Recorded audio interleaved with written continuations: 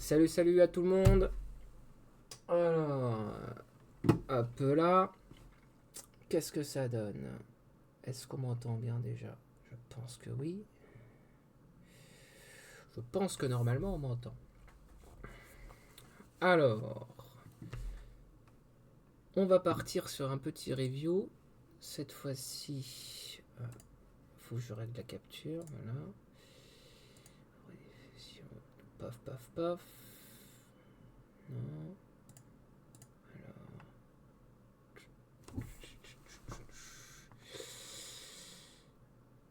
Alors, c'est celui-là. Oui, c'est celui-là que je veux. Donc, et voilà, et voilà. Voilà, là on est bon. La qualité est dégueulasse. En même temps, c'est la qualité est dégueulasse. Hop là, ma webcam c'est bon. Et la fenêtre de chat, normalement, elle devrait être là. Je devrais le voir là. Si je fais bonjour. Incroyable. Ça fonctionne. Alors, bon, on va lancer. Déjà, hop là, on est parti. Donc on va regarder la prise de parole sur le Soudan de Jean-Luc. Catastrophe le Soudan, ce qui s'y passe depuis 2023. Et où dans le silence le plus général, ce qui est évidemment insupportable, alors qu'il y a de nombreux conflits qui font l'actualité en permanence, sans rien enlever à ces conflits évidemment, mais on ne peut pas ne pas y voir un certain angle assez raciste à mains égards. Et la fameuse théorie du kilomètre, le plus le mort est loin, le plus on s'en fout.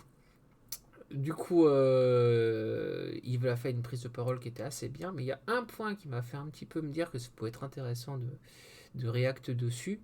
J'en parlerai plus précisément au moment où il l'abordera.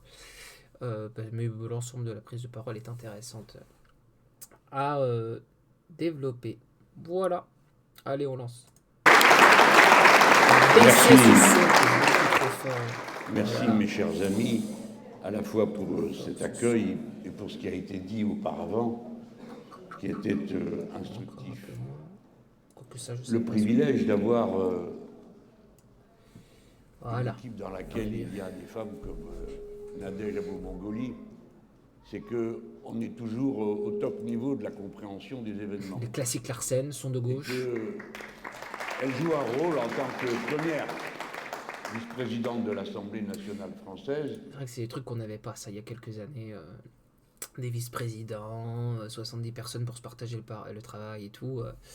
On sent quand même que ça fait le taf maintenant. Dans l'organisation insoumise, il faut prendre en compte la situation du Soudan. Quelqu'un a dit que c'était une situation compliquée. Le Soudan, c'est une dinguerie, mais il y a des millions de morts et des millions de déplacés. Hein. C'est hallucinant ce qui se passe au Soudan. Quand moi j'ai regardé pour préparer un peu la vidéo, je suis abasourdi qu'on n'en ait pas plus entendu parler. Et le pire, c'est que je sais même pas précisément qui tape sur qui, pourquoi. Et c'est assez fou. Oui, on va pas dire que c'est simple. Mais je crois que le problème, lui, n'est pas compliqué. C'est la solution qui est compliquée, et pour une raison très politique. Je vais y venir aussi rapidement que possible. Mais d'une manière générale, il faut se souvenir que la dictature d'Al-Béchir était une riposte de l'Occident, comme ils disent, impérialiste américain, contre les tentations socialistes des Soudanais. Et qu'il s'agissait pour eux de faire d'abord et principalement dégager El-Nouméri, on en pense qu'on en veut, mais c'était le schéma général qui s'appliquait à peu près à tous les pays. Il y avait le même acharnement pour faire partir le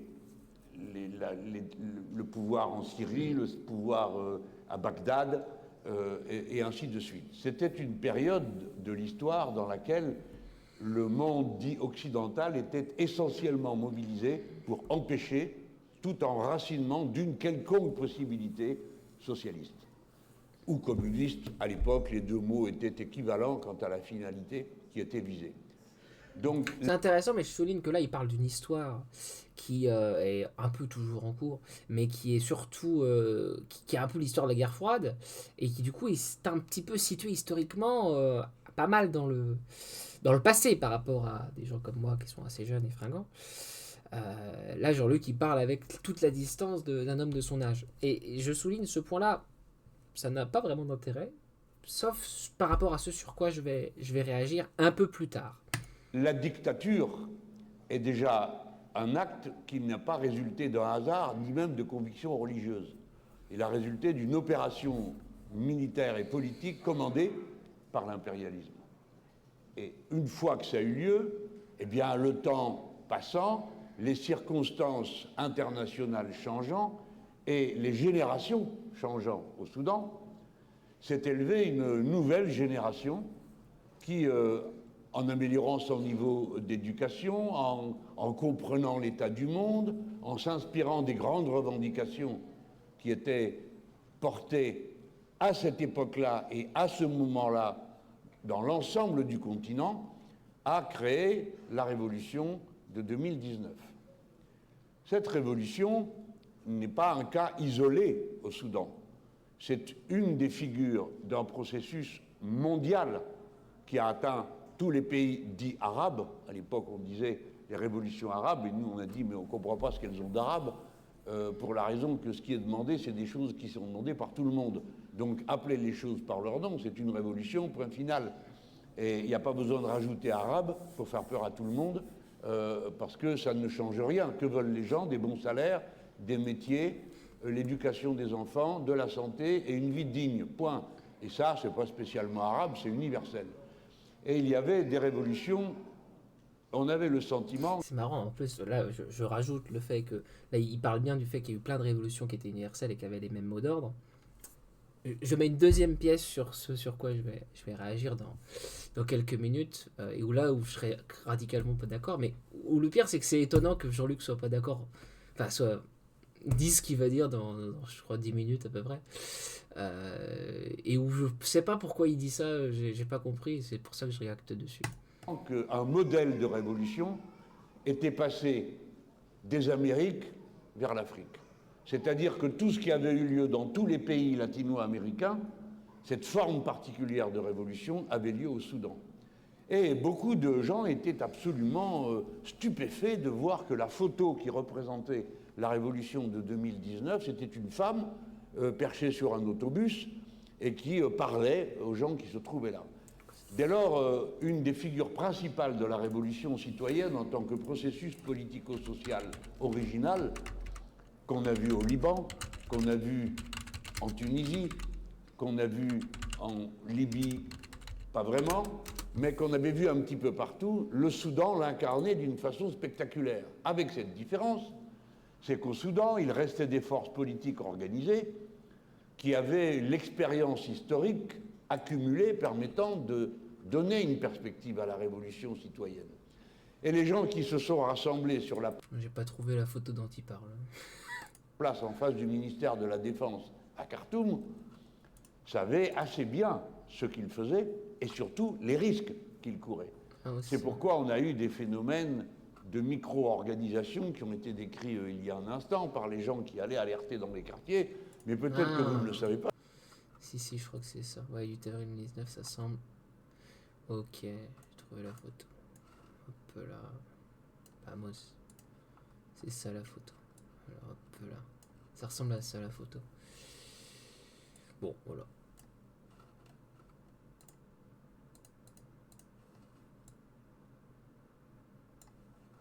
Ah, mais c'est exactement la même chose qui s'est passée en Grèce. Bon, oui, il faisait comme ça. Quand la répression s'est abattue sur le centre-ville, toute la révolution grecque à ce moment-là, sous Tsipras, s'est réfugiée dans les quartiers et a créé des comités de quartier. Ce qui n'a pas affaibli le processus révolutionnaire, mais l'a au contraire fortifié, puisque les gens s'organisaient plus facilement dans le quartier, que sur une seule place. Problème que vous avez vécu à Khartoum très directement. La révolution n'est pas un processus aveugle d'agitation désordonnée fait par des gens qui ne savent pas très bien ce qu'ils font. Au contraire, elle a des structures, elle a des formes, elle a des mots d'ordre, elle a des façons d'agir qui se sont toutes vérifiées au Soudan. À partir de là, les maîtres du monde, et je ne parle pas de ceux qui sont très éloignés à New York, ceux-là ils sont près de tout le monde partout, mais bon, je parle aussi des mauvais voisinages que vous avez sur le continent. Je pense que mes affaires ne vont pas s'arranger après vous avoir vu, parce que je vois que moi j'ai découvert en cours de route que nous avions pour adversaires les Émirats arabes unis, à qui nous n'avons jamais rien fait, dont nous n'avions jamais parlé auparavant, et qui ont décidé que nous étions les alliés des frères musulmans, que nous n'avons jamais rencontrés et que nous ne connaissons pas. Et cela a suffi à provoquer une commission à l'Assemblée nationale pour découvrir nos liens. Alors bon, nous, c'est un peu banal maintenant, tous les 6 mois, les 8 mois, on nous découvre un par un, ici ou là. Nous n'en avons pas, et nous n'en avons pas besoin. Cependant, quand est arrivée cette révolution, les puissants ont été mis au pied du mur de savoir s'ils laissaient la révolution aller à son terme, c'est-à-dire une démocratie citoyenne, ou s'ils la cassaient avant. Leur choix a été de la casser avant. Et la révolution n'avait pas encore assez de force pour imposer sa manière de voir et ses cadres dirigeants. Si bien que la superposition de cadres politiques arrivés de l'extérieur, mais mal liés au mouvement lui-même, a peut-être, je ne veux pas les accuser, ouvert une faille. Et dans cette faille, eh bien, est passé le coup de violence, le coup d'État militaire. Mais une autre observation que nous pouvons faire, c'est que dans les sociétés détruites par le néolibéralisme, nous les Français, nous commençons à toucher du doigt ce qu'est une société détruite par l'État néolibéral. La politique néolibérale détruit l'État, les services publics, les autorités, elle les abaisse, la justice devient un organe du pouvoir, Je réagis pas trop parce que déjà je trouve qu'il n'y a pas grand chose à dire. Et ensuite parce que j'ai envie d'arriver là où j'ai envie d'arriver. Oui, pourquoi ne pas aller directement là où tu vas arriver, me dites-vous. Je sais pas si c'est pas j'ai envie de laisser l'entièreté du propos. Milice et que sais-je encore de cette nature. Eh bien, quand on arrive à ce point, même des sociétés aussi anciennement organisées sous la forme particulière qui est celle de l'Europe ont les plus grands mal à tenir bon.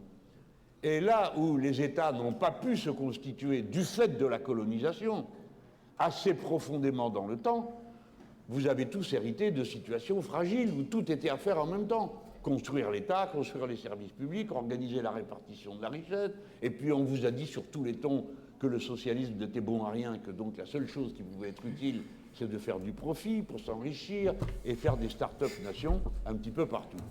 Cette bêtise ayant été... C'est marrant parce qu'il a fait un rappel historique de la vieille époque, mais il s'est pas tant intéressé à peut-être les nouvelles...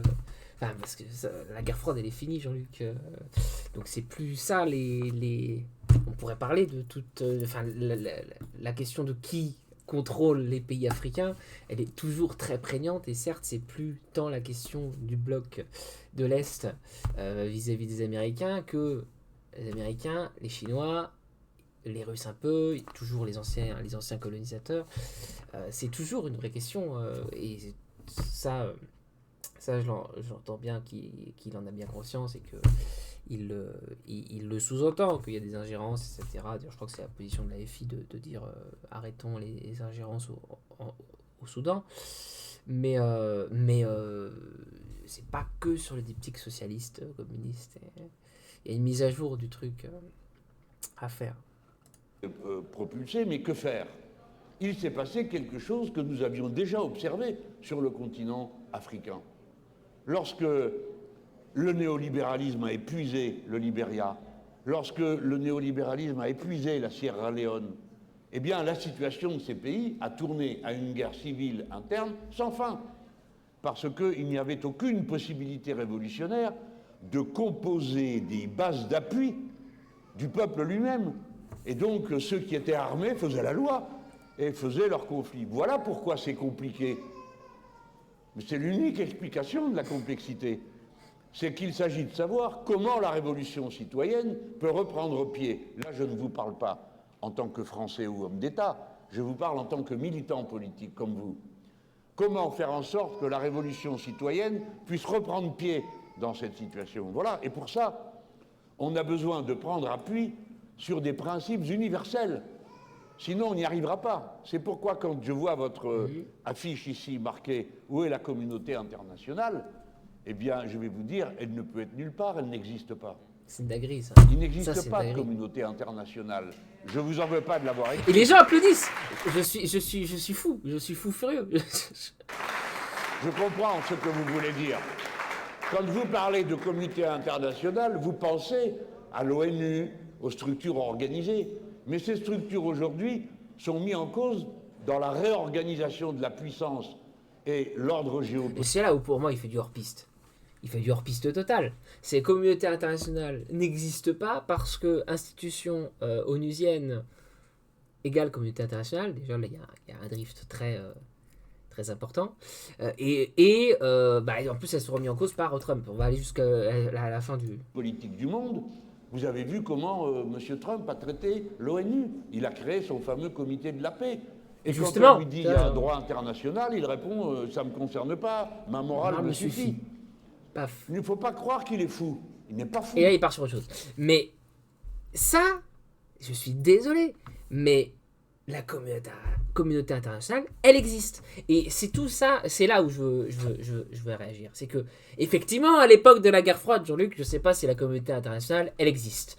Mais, en 2026, il y a quand même beaucoup d'éléments qui vont me faire me dire, est-ce qu'elle n'existerait pas, la communauté internationale? Et alors, je précise que mes inspirations ne viennent pas de nulle part, elles vont venir d'un Bertrand Badi, qui est quand même quelqu'un qui va aux amphis de la France Insoumise, aux différentes échéances, je crois qu'il est venu plusieurs fois, et qui est un proche. Il avait sa chaire aux médias pendant longtemps, je ne sais pas si c'est encore en cours, mais grosso modo, lui, il dit, il y a l'émergence de ce qu'on peut qualifier de opinion publique internationale. Et c'est vrai, quand tu vois la question palestinienne, mais avant la question ukrainienne et d'autres questions à d'autres étapes, tu vois l'émergence dans l'instantanéité des réseaux sociaux, d'Internet, d'une opinion publique internationale et d'un débat public international. Alors, est-ce que on a les pouvoirs? Non. Mais on retrouve le diptyque, que ce soit sur les institutions onusiennes ou que ce soit sur l'opinion publique internationale, on retrouve ce diptyque de il y a une existence, de fait, mais il n'y a pas l'effectivité du pouvoir. On n'a pas le pouvoir, ça ne prend pas effet, ça ne se réalise pas véritablement. Mais c'est là. C'est là, et c'était pas là il y a 70 ans ou 100 ans, ce genre de choses. Le fait d'avoir une matérialité commune, que ce soit sur la question écologique, que ce soit sur les pandémies, que ce soit sur les réseaux sociaux, Internet, etc., ce temps commun. On commence à avoir un même temps, des mêmes limites planétaires, des mêmes sujets, des mêmes débats. Ça finit par faire quelque chose, tout ça. Et moi, je vais aller plus loin. Allez, on va essayer d'être mélanchoniste.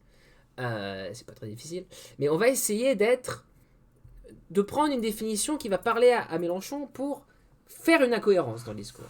Est-ce que selon la définition de Mélenchon du peuple, on a un peuple international? Alors là, tu pourras me dire, peuple international et communauté internationale, c'est pas la même chose. Bah si. Si t'as un peuple international, t'as forcément une communauté internationale, pardon. Et donc cette banderole a raison. Où est la communauté internationale? Voilà. Toute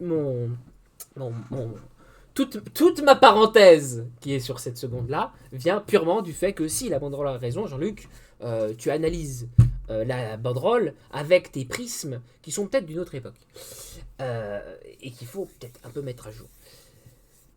Et c'est étonnant parce qu'il est quand même le mec qui met à jour pas mal de trucs à gauche depuis très longtemps. Donc, et même ça, en vrai, même ça. Mais du coup, au niveau international,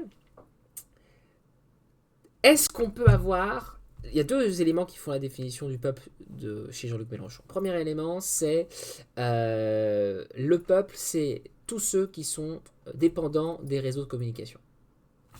Alors pardon, mais en plein blocage du détroit d'Ormuz, et alors qu'on a la mondialisation complètement achevée, après le Covid, qui a mis au sol toute l'économie mondiale, parce qu'on est dépendant des mêmes choses, pardon, mais je vois complètement cette codépendance à des réseaux communs qui sont mondiaux. Donc je les vois, les réseaux mondiaux. Donc, et il passe son temps à le dire. Il passe son temps à le dire. Donc je suis sûr que c'est pas très loin, ça dans la réflexion, de se dire qu'il y a un peuple mondial. Et puis ça serait logique vu le personnage. Mais deuxième élément qui fait qu'il y a un peuple. Deuxième élément dans les définitions de Mélenchon, qu'est-ce qui fait peuple? C'est la loi. Moi, je me souviens c'était une remarque sur le nucléaire. En gros, c'était Macron qui disait on va étendre le nucléaire à nos alliés pour avoir un parapluie nucléaire étendu de la France. Et Mélenchon disait c'est pas possible parce que pour avoir une utilisation d'un bombe nucléaire, il faut être prêt à mourir, puisque c'est une arme posthume dans la doctrine de dissuasion française, il faut qu'on soit prêt à mourir pour la personne à qui on l'envoie. On n'est prêt à mourir que pour son peuple. Donc ça veut dire que si on l'ouvre aux nations européennes, ça veut dire qu'on fait un peuple commun européen. Un peuple, supposons qu'on l'ait au niveau européen, ça veut dire qu'on a la même loi. Et je crois qu'il est parti sur l'harmonisation fiscale, l'harmonisation sociale, etc. Mais c'est ce genre de choses qu'il faut qu'on ait une loi commune. On pourrait complètement l'imaginer d'ici 10 ou 15 ans, d'avoir effectivement une harmonisation fiscale, une harmonisation sociale, etc. etc. Faut revenir en arrière quand même, et c'est quand même des choses qu'a connu Jean-Luc, et je ne vois pas qu'il ne fasse pas le drift, mais moi, que je me dise, ah bah c'est comme ça, etc. Vous voyez, ça fonctionne comme ça peut pas fonctionner autrement, j'ai 26 ans, bon, on pourrait imaginer que j'ai pas connu un autre monde, donc je pourrais me dire que ça va être ce monde-là, point. Mais les institutions européennes, ça a 30 ans. La Cour pénale internationale, ça, c'est plus jeune que moi. Voilà, il y a tout un ensemble de choses qui sont très récents et qui n'ont pas fini de déployer toutes leurs conséquences. Et j'arrive là-dessus. Un peuple est soumis à une même loi, du coup. Donc si on arrive à trouver une loi commune internationale, et bien finalement, on a le peuple international. Je viens de parler de la CPI, la Cour pénale internationale. C'est quoi la CPI? C'est des juges internationaux indépendants qui ont pour charge de dire le droit et de condamner des gens selon la base de ce droit.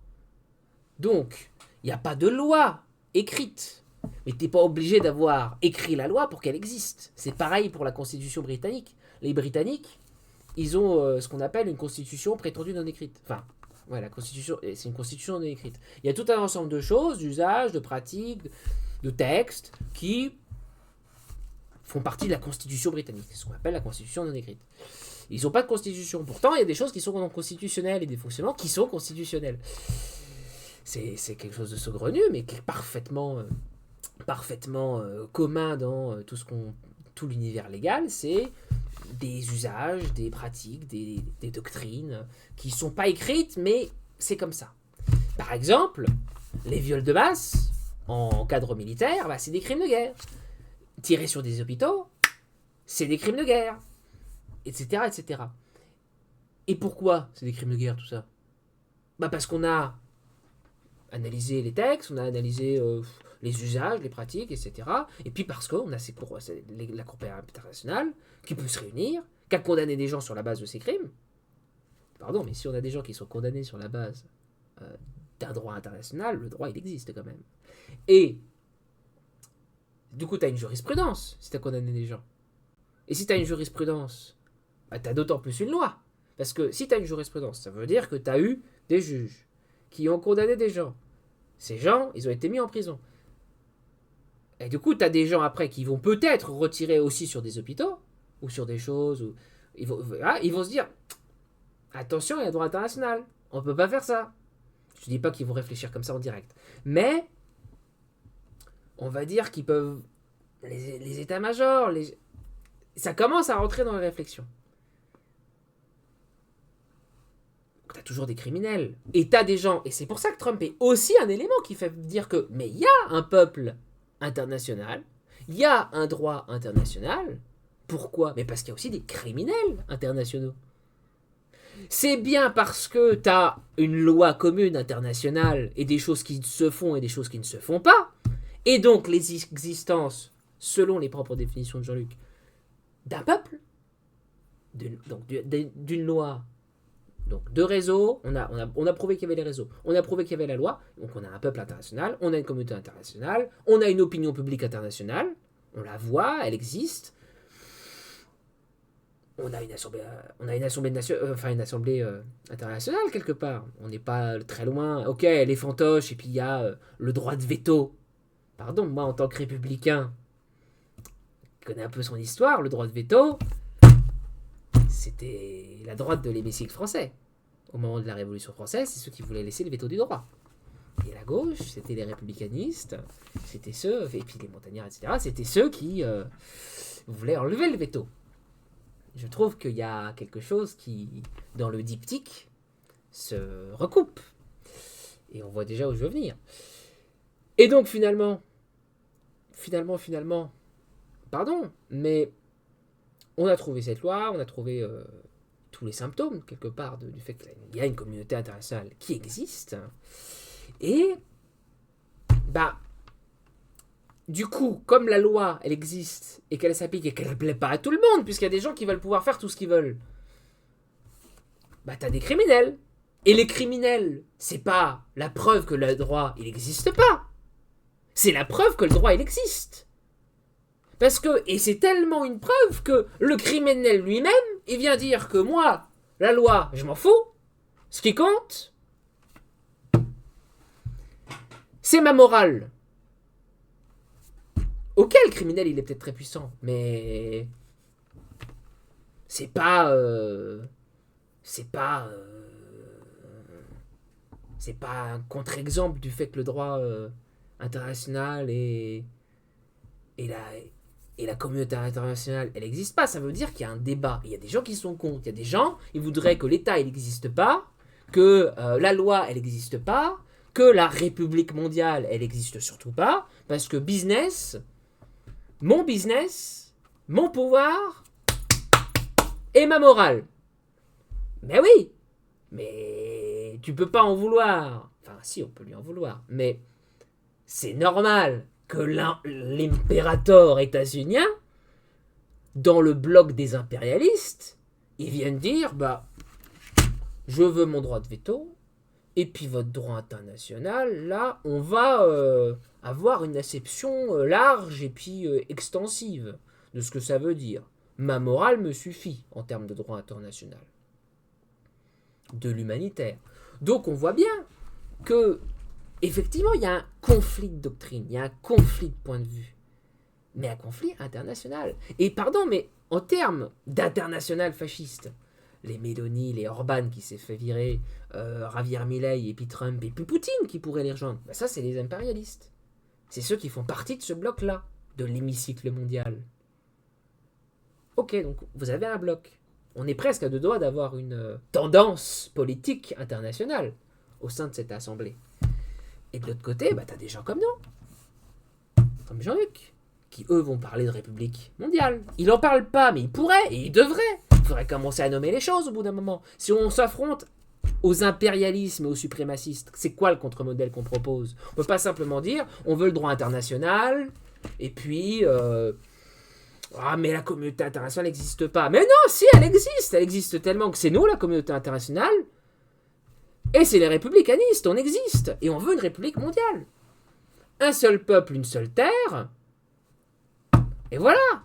Genre, une république mondiale.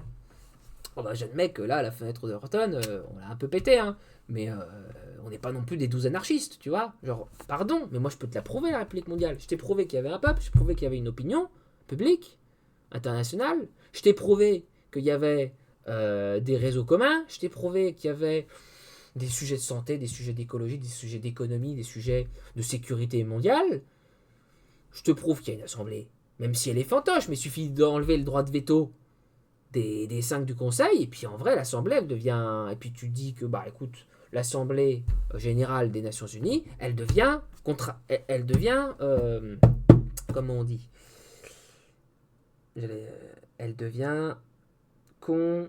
Ah là là, le mot m'échappe. Ça devient... ça s'impose au monde entier. C'est contraignante. Elle devient contraignante, l'Assemblée mondiale, l'Assemblée des Nations Unies. Bam. Tu vois, genre, tu dis ça, et puis ça y est. Genre, t'es pas loin d'avoir des gens qui votent des lois qui sont contraignantes à tout le monde. Mais du coup, t'as une loi mondiale. Et t'as déjà la CPI, donc ça tombe bien. T'as déjà les instances de justice pour venir condamner les gens et faire appliquer la loi internationale. Donc, quelque part, donc pas grand-chose. Et puis t'as aussi rappelé le mondial parce que t'as des courants différents politiques qui s'affrontent à l'international et qui sont voués à s'affronter. Entre des impérialistes et les républicanistes. Et puis tu vas en avoir d'autres au milieu, mais en vrai, je trouve que ça tend vers ces deux trucs-là. De toute façon, il y a un vrai sujet qui va se poser dans les prochaines années, c'est droit de veto ou pas droit de veto. Parce que c'est quand même le truc bloquant de la période qu'on vit. Le veto américain ou le veto russe ou le veto chinois. C'est le truc bloquant au niveau de la communauté internationale. Qui fait que du coup, tu as l'impression qu'elle n'existe pas, mais c'est pas qu'elle n'existe pas. Ce serait aussi stupide. Là, ce que dit Mélenchon en disant la communauté internationale, elle n'existe pas. Parce que Trump, il fait bien ce qu'il veut. C'est aussi stupide que de dire que le peuple français en 1789, il n'existe pas parce que le droit a un droit de veto. C'est aussi stupide. Aussi stupide. Ça n'a aucun sens de dire ça. C'est pas parce que tu as un droit de veto qui coupe toute possibilité d'expression et d'effectivité à la communauté internationale qu'effectivement elle n'existe pas. Elle existe. Elle existe tellement que du coup, t'as des manifs sur toute la planète sur la question de la Palestine, que les gilets jaunes, ça a été un truc qui est né en France et puis qui s'est répandu partout, et que t'as les... Enfin, pardon, mais je reprends, mais les réseaux sociaux, les trends internationaux, etc., tu peux pas dire que ça n'est rien, tout ça. T'as une communauté internationale. Et donc la banderole a vraiment raison. La réalité, c'est pourquoi on n'en parle pas. Parce que ça dérange les intérêts des blocs majoritaires et qu'on n'a pas fini de structurer la République mondiale. Et du coup, et c'est ce que fait Jean-Luc, on arrive au même point, simplement il fait cette petite... C'est pour ça que je dis qu'il est hors piste, c'est qu'il fait une sortie de route mais de sa propre cohérence et de sa propre idéologie et de ses propres fondamentaux. Alors que tout le reste est impeccable, puis là il vient de dire que la communauté internationale n'existe pas. Mais si, elle existe. Bref, j'ai été trigger de par ça, mais sinon tout le reste est impeccable. Du tout. Il applique un plan qui est... Du coup, on repart sur Trump, et qu'est-ce que fait Trump, pourquoi il le fait? Alors, il applique un plan impérialiste, suprémaciste, voilà. Tentative d'instaurer la force et la puissance de l'impérialisme américain, qui est en grand danger. Donc, pour nous, s'appuyer sur les institutions internationales évite... Et c'est pour ça que je disais qu'il y avait peut-être une question de génération, c'est que je sais pas si Jean-Luc, pourtant il a quand même une acuité, une analytique incroyable, et c'est pour ça que je ne comprends vraiment pas pourquoi cette sortie de piste. Enfin, il y aurait un vrai débat à avoir, tu vois, sur pourquoi cette sortie de piste. Genre, tu penses que la communauté internationale n'existe pas. Ça n'a aucun sens. Tu vois, genre, ça ne convient pas dans la pensée de Mélenchon. Par rapport à tout ce qu'il a dit. Moi qui suis un gros lignard, comment ça se fait que tu dis ça? Ça ne rencontre pas ta cohérence idéologique à toi. Quand bien même nous connaissons leurs défauts.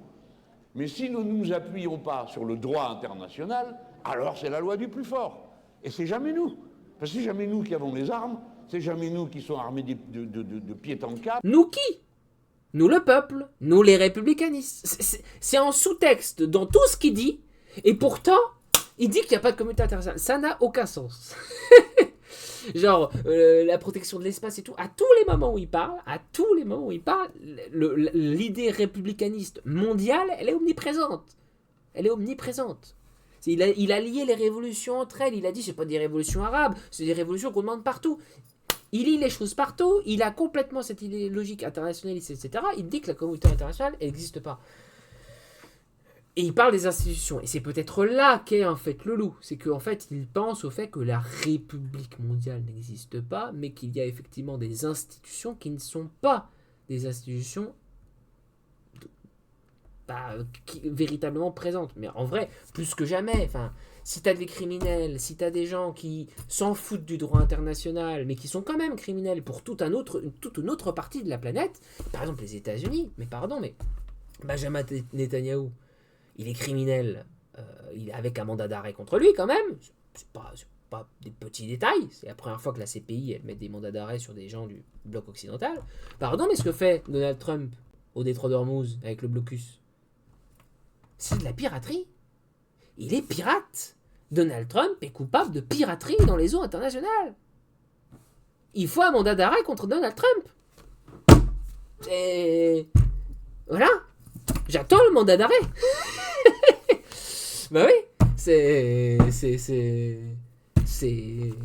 Voilà. J'attends le mandat d'arrêt. Bon, là, pour le coup, ça viendra peut-être pas. Mais pardon, mais on pourrait le demander. On pourrait l'exiger, on pourrait se poser la question de... Voilà, et on est plus proche de se poser ces questions-là, vu le délire de Trump permanent, que de se dire, la communauté internationale, ça n'existe pas, maintenant on va fonctionner avec le droit du plus fort. Non, on est très loin de se dire ça, en réalité. Trump, il a envie de le faire, mais pour le faire, qu'est-ce qu'il fait? Il fait un conseil avec d'autres nations internationales. Enfin, quand même, on a connu des fachos qui étaient plus nationalistes que ça. Un Américain pourra aller dire que finalement, les institutions internationales, ça n'existe pas, et on s'en fout, ma morale me suffit. Il va chercher un Argentin, un Russe avec lequel il s'oppose dans une guerre, d'ailleurs. Ça n'a aucun sens ce qu'il fait. C'est ça qui est génial.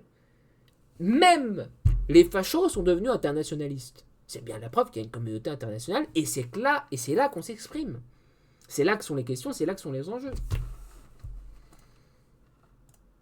C'est pas nous qui avons les Toyota gratuites et toutes neuves qu'on voit circuler un peu partout chaque fois que Daesh arrive quelque part, et ainsi de suite. Non. Donc notre intérêt est par-dessus tout de rétablir le droit international ou de le porter comme une bannière. Alors, j'avais achevé sur cet aspect maintenant même en disant, avez-vous remarqué que dans toutes les situations compliquées, on pense à toutes les solutions. La guerre, un corps expéditionnaire, que sais-je encore, des alliances. Et puis, vous avez des gens qui arrivent là au milieu, qui ne respectent rien, comme le groupe où il y a les États-Unis, les Émirats. Ils se sont fait jeter dehors par les deux factions, aussi bien les forces armées soudanaises que les forces d'intervention rapide. Mais qui sont ces gens? Je ne parle pas des forces soudanaises, mais les autres, de quel droit ils sont là? Pourquoi c'est eux qui décident comment on va faire pour régler la question compliquée? Donc, vous dis-je, ils envisagent tout, sauf une solution. Une, qui s'appelle les élections. Mais ça aussi pourquoi? Parce que justement, on coupe les organes. C'est non-genré. On coupe la capacité, tu vois, genre du droit international. Parce que, pour faire ça, que faudrait-il? Pour envoyer une force d'interposition de l'ONU qui vient calmer tout le monde et organiser et superviser les élections. Qu'est-ce qu'il faut? Eh bien, il faut des votes des Nations Unies. Et comment tu fais ça? Avec un veto. Et forcément, comme on se renvoie le veto de part et d'autre, il n'y a rien qui bouge. Et du coup, c'est la guerre civile, et c'est le statu quo, et c'est le bordel. Je ne sais pas si c'est applicable à la situation du Soudan. Est-ce qu'il y a eu un veto du Soudan? Enfin, sur la question du Soudan, est-ce qu'il y a eu un veto de part et d'autre, etc. Je ne sais pas. Je sais pas. Mais il faut que je me pose la question là, je vais aller rechercher ça. Mais s'il y en a peut-être eu un, et pour faire ça, il faut avoir des forces d'interposition, et du coup, il faut avoir une armée internationale. On n'est pas loin d'avoir une république mondiale quand on a une armée internationale. Une fois, quelqu'un m'a dit, mais vous n'y pensez pas, il s'agissait de la... Non, mais c'est les armées de différents pays qui sont envoyées. Oui, un petit peu comme quand on a, au niveau de la France, c'est les seigneurs qui envoient leur armée, et ça fait l'armée du roi.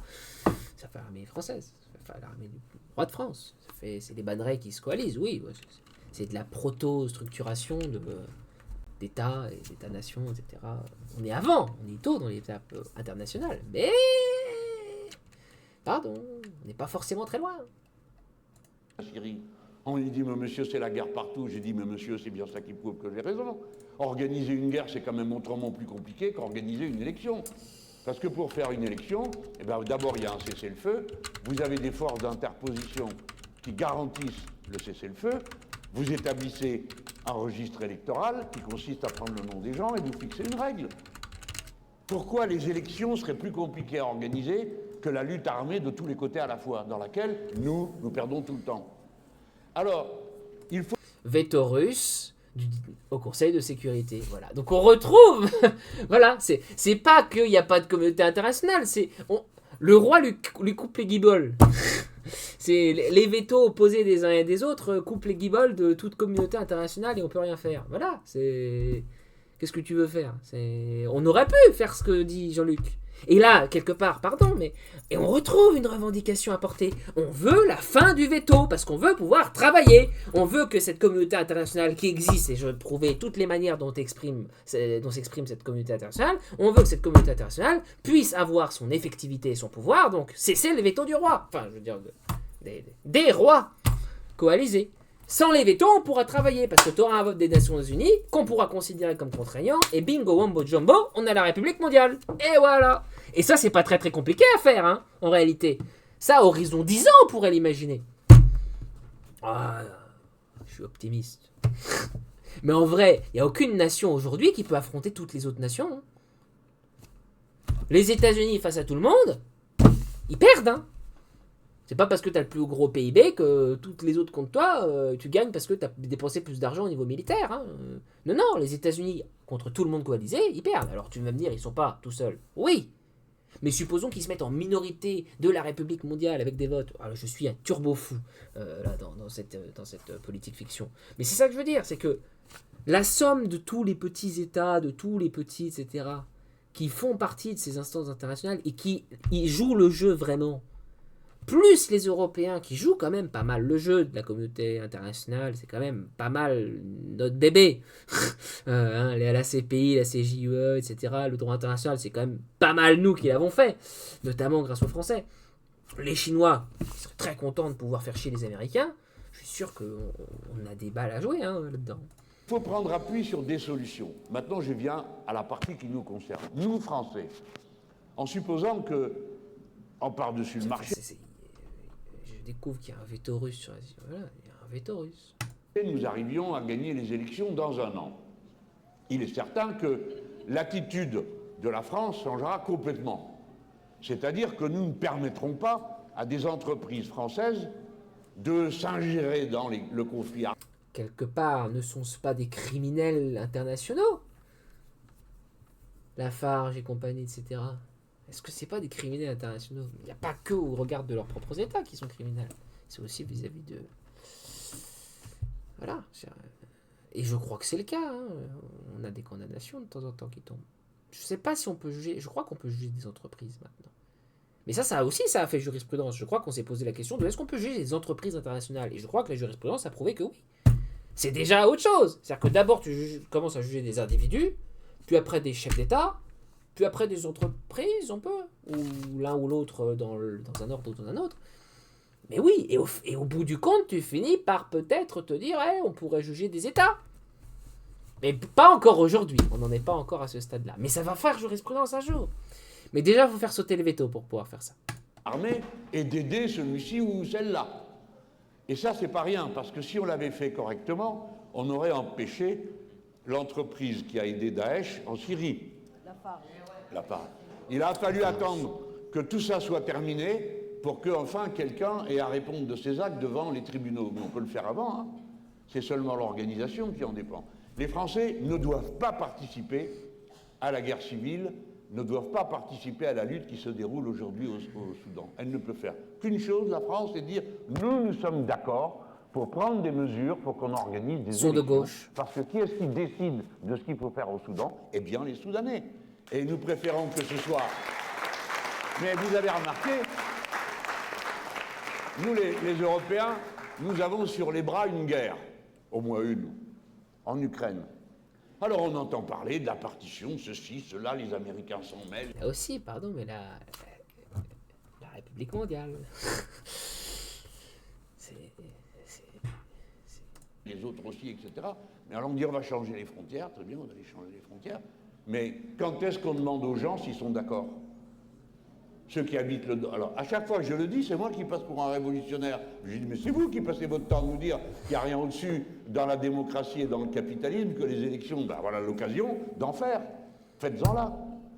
Moi, je reste persuadé que dès lors qu'on pose les bases du débat politique et de son organisation, la force citoyenne se reconstitue automatiquement.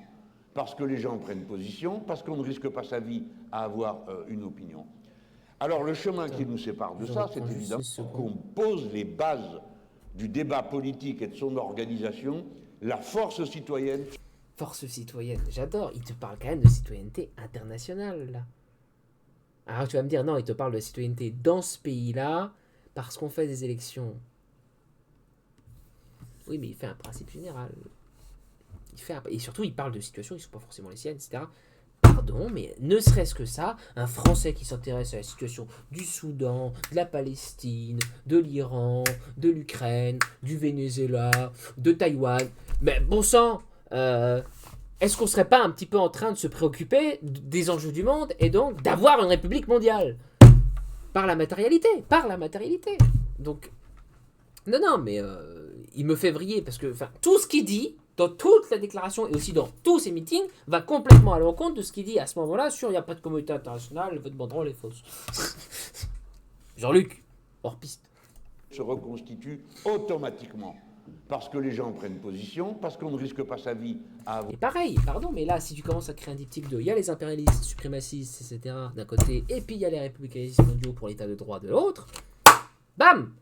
Et c'est sur la base de quoi qu'on va voir ça. Il y en a qui sont pour le veto, le leur, et puis il y en a qui disent pas de veto, on veut avoir un fonctionnement avec des Nations Unies contraignantes parce que vos fous furieux criminels à la Trump, Netanyahou, mais pas que, Poutine aussi c'est un criminel. Et puis bon, pour l'instant la Chine elle a pas fait, enfin,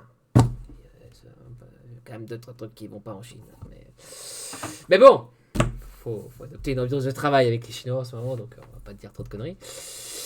Mais bon, voilà, je veux dire, face aux grands empires, bah non. Puis nous les Français, on n'est pas non plus les derniers, on a quand même de droits passifs. Face à ça, tu te dis, ben non, on doit pouvoir travailler. Donc ça veut dire qu'on doit pouvoir dire que là, il y a faute, quoi. Il y a faute. Tu demandes pas à l'entraîneur de l'équipe qui fait faute, est-ce qu'il y a faute? Non, veto. Pas de décision arbitrale sur décision, parce que je ne suis pas très content de votre décision. C'est non. Une assemblée nationale, enfin une assemblée des Nations Unies contraignante avec pas de veto du Conseil de sécurité. Et bim, et là on s'embrouille. Là on s'embrouille au niveau international. Avoir une opinion. Alors le chemin qui nous sépare de ça, c'est évidemment que vous ayez des alliés.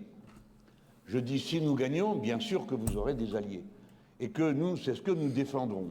Parce qu'on se raconte les vétos. Et donc pas de veto russe, et donc on peut intervenir, et donc on peut faire des élections supervisées par l'ONU. En particulier, nous pensons que nous sommes capables de déployer un nouveau cadre politique international pendant cette période où l'ONU doit réparer les dégâts et retrouver son assise. Un nouveau cadre politique international, mais ça veut dire quoi? C'est ce que nous attendons d'une francophonie des peuples, qui regroupe sans frontières des peuples du monde entier. Et qui a, c'est vrai, dans le passé, souvent été une sorte de relais de l'impérialisme. Là, je comprends pas pourquoi il parle sur sa propre francophonie. Du coup, quoi, ses propres relais. Il va évidemment pas parler d'impérialisme. Mais t'as une zone d'influence. Je suis pas trop chaud, là. Même si la francophonie, c'est très bien, il faut évidemment la mobiliser, mais c'est pas une réponse adaptée au nouveau cadre international. Je sais même pas si on parle français au Soudan. Mais français, mais pas seulement. Puisque que ce soit Thomas Sankara, qui considérait que la langue était une conquête révolutionnaire, que ce soit combien d'autres, beaucoup de choses sont possibles parce que... Arabe et anglais. Qu'est-ce que la francophonie aura un avis sur ce qui se passe au Soudan? C'est un autre cadre dans lequel on peut réaffirmer l'absolue priorité. En revanche, la République mondiale, des citoyens de la République mondiale, là, je vois comment on peut avoir un avis. Du droit international. Voilà pourquoi j'en parle. Et je crois que pour nous tous, ce pourrait être un fort bon point d'appui. Car je crois que tous les pays d'Afrique sont lassés de la guerre, en ont assez. Parce que tous ont compris que ça ne mène nulle part, que personne ne gagne définitivement une guerre, et qu'une guerre civile en prépare une autre, si on ne sait pas éteindre à temps le feu, avec des normes qui permettent de revivre ensemble et qu'on arrête d'assassiner les gens, et qu'on ne s'étonne pas que quand on les assassine, il y a ensuite du goût de vengeance ou des conséquences derrière, et comme on nous l'avait dit, des générations défigurées par la conscience que la violence est une des formes possibles d'organisation de la vie des êtres humains. Bien sûr que ça n'est une possible, mais c'est la pire. Voilà ce que je peux vous dire. Nous allons essayer de faire entrer, à partir de ce que vous nous direz, car nous n'agissons jamais seuls. La France insoumise n'est pas un mouvement qui dit ce qu'il faut faire, ni dans notre pays, ni à l'extérieur. Par conséquent, tout dépend de vous. Ce que vous nous demanderez comme aide, chaque fois que vous êtes naturellement libre de vos propres décisions, cela va de soi, chaque fois que cela correspond aux objectifs et à la ligne politique que le mouvement insoumis applique à l'échelle internationale, si nous ne sommes pas mis en contradiction avec nos principes, et pourquoi le serions-nous? Parce que je vous ai écouté, je n'ai rien entendu, je ne vous ai pas entendu, monsieur, dire que vous comptiez prendre Khartoum par la voie armée, ni vous, que vous alliez imposer je ne sais quel régime politique dans tel ou tel coin. Mais tout chez vous a résulté de la main de l'impérialisme. Ça va, oui. La scission de 2011, c'est une volonté organisée par les impérialistes. La présence actuelle, la guerre qui a lieu, est une guerre animée, financée, pilotée par les impérialismes qui sont dans cette région. Et la seule manière de l'arrêter, me semble-t-il, c'est précisément de faire prévaloir un autre principe. Chaque fois que vous nous direz, les amis insoumis, on a besoin de vous pour faire ceci ou pour faire cela, eh bien, vous serez toujours l'extrême gauche, voilà. Hein. Et la fin de vidéo, voilà.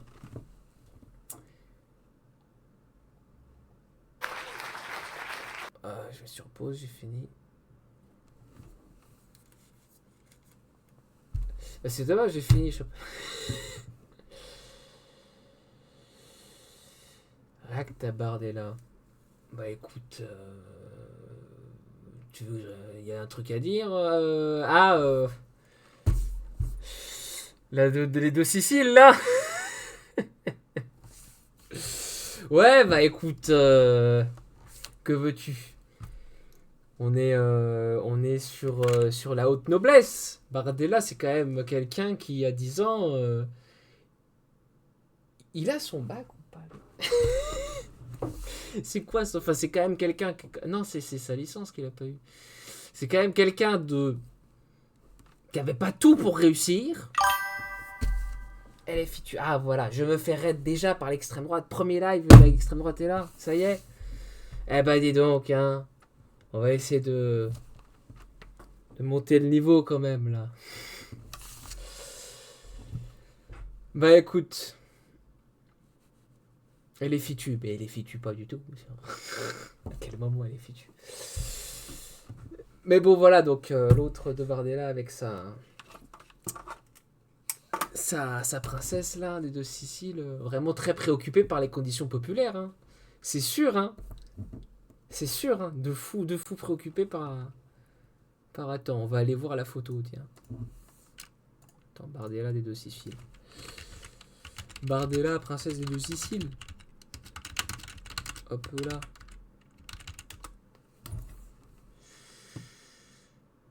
Alors, bam bam bam, image. Vamos. Je veux Paris Match. Voilà. Ça c'est proche du peuple. Insupportable le gars. Ah là là, les trolls. Je vais pas non plus rester quasiment sur le sujet, mais... Alors attends, c'est quoi son lifestyle là, la meuf? C'est quoi Maria Carolina de Sicile? Maria Carolina de Sicile. Yacht. Super yacht là. Ah, ça c'est proche du peuple. Ah là là. Bon, allez. Moi j'avais fini, donc on va s'arrêter là. Bonne soirée à vous. Qu'est-ce que vous pensez du fait qu'il y a des impérialismes suprémacistes qui sont en train de se structurer à l'échelle internationale et qu'en face il faut faire une république mondiale? Honnêtement, soit dit entre nous, parce que vous êtes là et que vous voulez participer à la discussion. Bon, évidemment, vous êtes Team Trump, Conseil de la paix.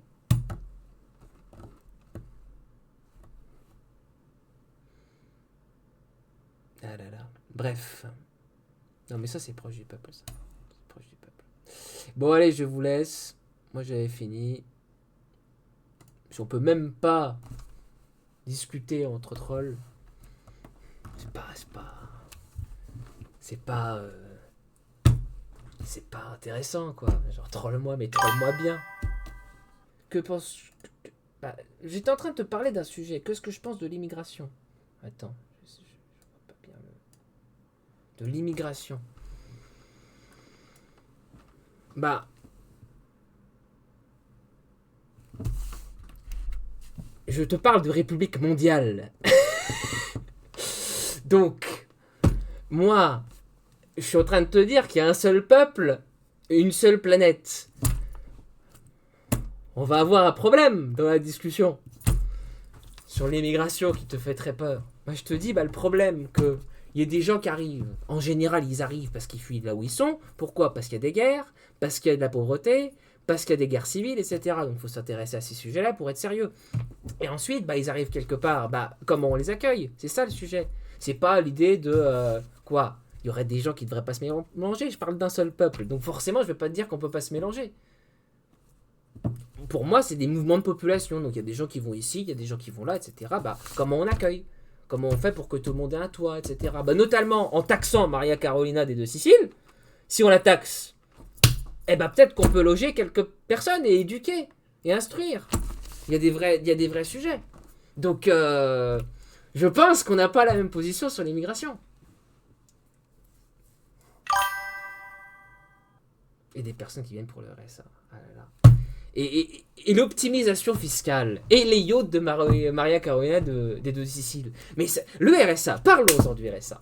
Donc, tu as un budget qui est alloué aux allocations, dont le RSA.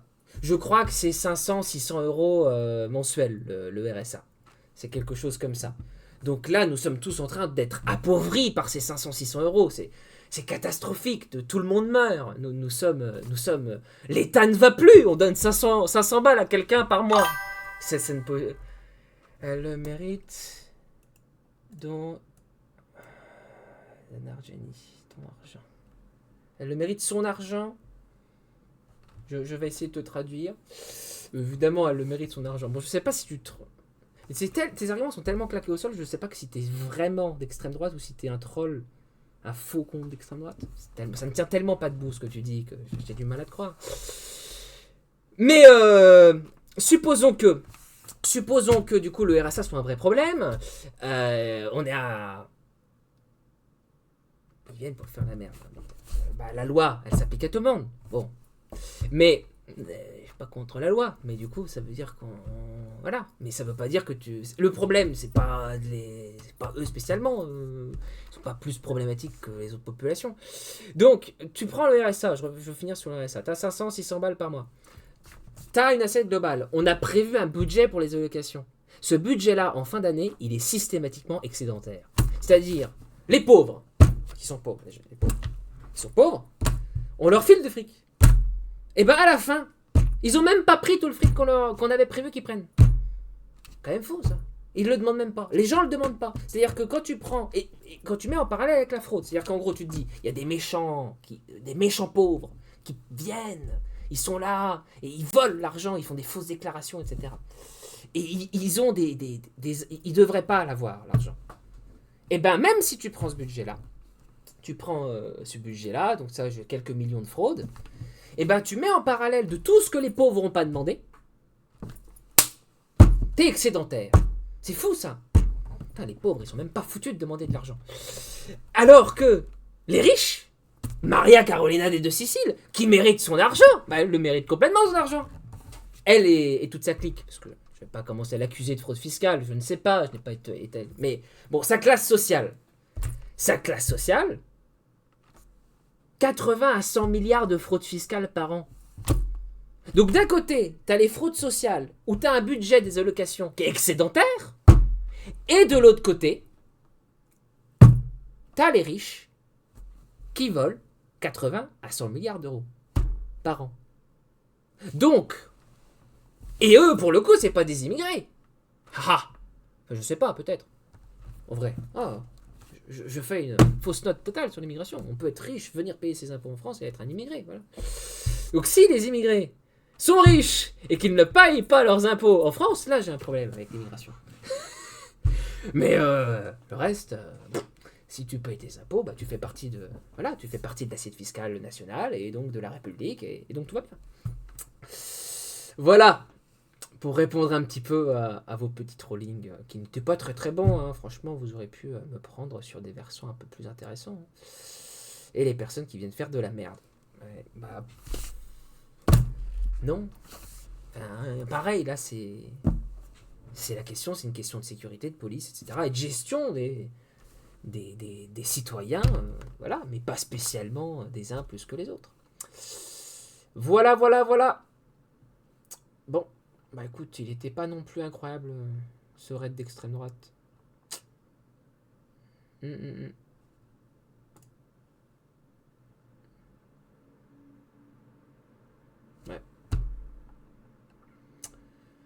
J'ai connu mieux. Bon bah allez, voilà, on a même eu un petit outro de trolls qui viennent. C'était vivant, un tout petit peu. Ils sont partis parce qu'ils étaient nuls. Ils n'ont pas été capables de me répondre sur la question du RSA. Ils n'avaient pas d'avis. Ouais, c'est malheureux. On sort des chiffres, on sort des données économiques, et ils sont plus là. Ouais, ils étaient là pour Maria Carolina de Sicile. Voilà. Ça, ils sont restés. Quand j'ai montré les photos de Maria Carolina de Sicile, ils étaient là. Bon bah allez, moi j'ai tout ce qu'il me faut. Est-ce que je pense que la gauche peut sauver la France? Ah, tu me relances. Togito 11, il me relance. Bah écoute, est-ce que je pense que la gauche peut sauver la France? Vaste question. Qu'est-ce que ça veut dire que sauver la France? Et là, je vais te poser une question. Sauver la France de quoi? Sauver la France de quoi? De la dette? D'un grand remplacement? Du désordre international? De Donald Trump? De quoi? On va peut-être pas être d'accord sur de l'immigration qui vient voler avec le RSA.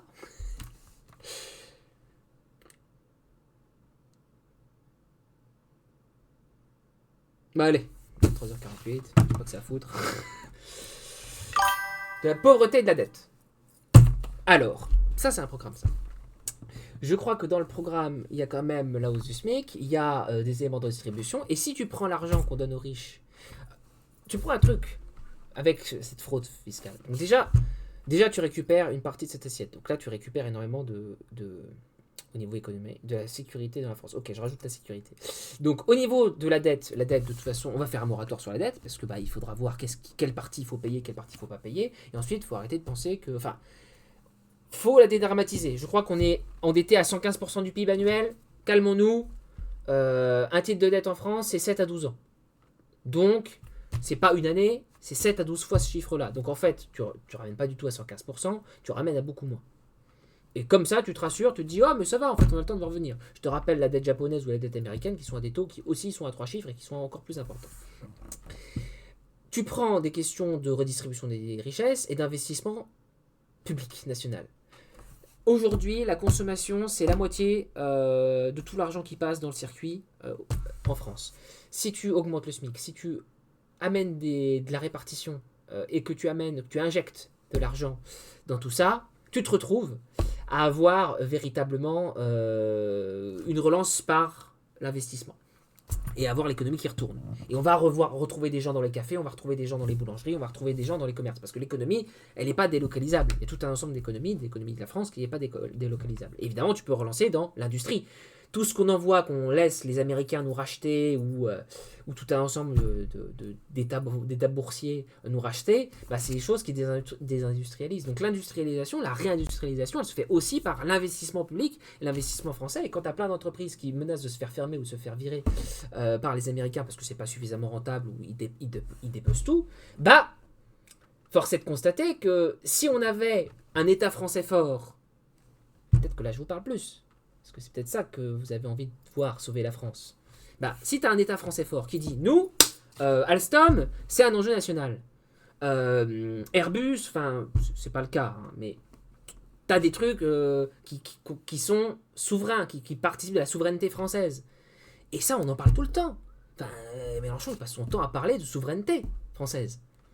Parce que bah, ça, c'est pour notre souveraineté, face aux États-Unis, face aux grandes puissances, pour être non aligné. Bah, faut pas qu'on soit dépendant ni de la Chine, ni des Américains sur ça. Je l'ai entendu dire je sais pas combien de fois que sur le porte-avions Charles de Gaulle, il y a les lance-avions, là, les catapultes pour les rafales, c'est des machins qu'on est dépendant des Américains. Donc, il faut qu'on s'intéresse à cette question-là.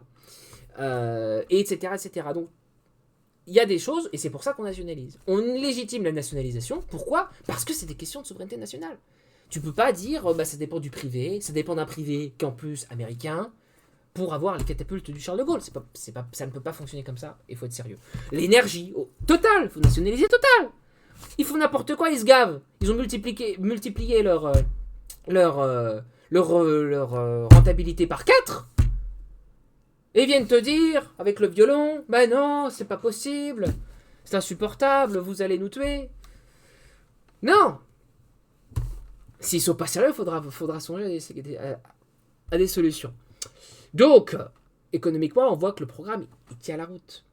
Par la maîtrise de l'économie, par la maîtrise de l'industrie, la réindustrialisation, l'investissement dans tout ça. C'est keynésien, on n'est pas des fous échevelés, c'est un programme keynésien. Et sur la sécurité, bah écoute... ça, c'est moins mon poids fort à moi, personnellement. Mais on a un programme là-dessus. On a un programme. Bah, on investit en fait. Genre, par exemple, on dit beaucoup, on va désarmer la police. On va désarmer une police pour qu'on ait une police de proximité qui aille plus au contact. Et dans la médiation. Mais après, tu as tout un ensemble de polices, les polices qui sont sur les gangs, etc. Là, on est beaucoup sur la réponse humaine, en fait, à gauche. On n'est pas sur mettre des caméras pour faire joli, tu vois. On est beaucoup sur non, il faut du renseignement, il faut des forces humaines. Voilà. Là, c'était pas très. Je te renvoie au programme de l'avenir en commun, qui sera meilleur que moi, et des livrets thématiques sur la question. C'est sûr qu'il faut nationaliser l'industrie. Voilà, tu vois qu'on est d'accord. Un point d'entente. Pas toutes, hein, mais il y a des trucs, c'est très important. L'acier,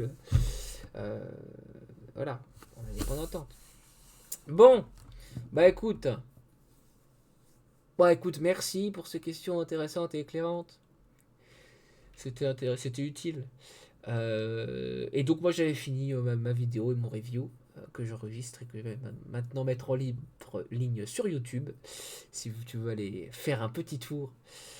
Et maintenant, moi je pense que je vais tranquillement déco, parce que c'est qu'il est minuit et il y a des gens qui travaillent demain. Donc, et voilà. Mais merci à toi. Allez, bonne soirée. Et puis, je t'invite vraiment à aller voir le programme parce qu'il est intéressant. Ciao, ciao.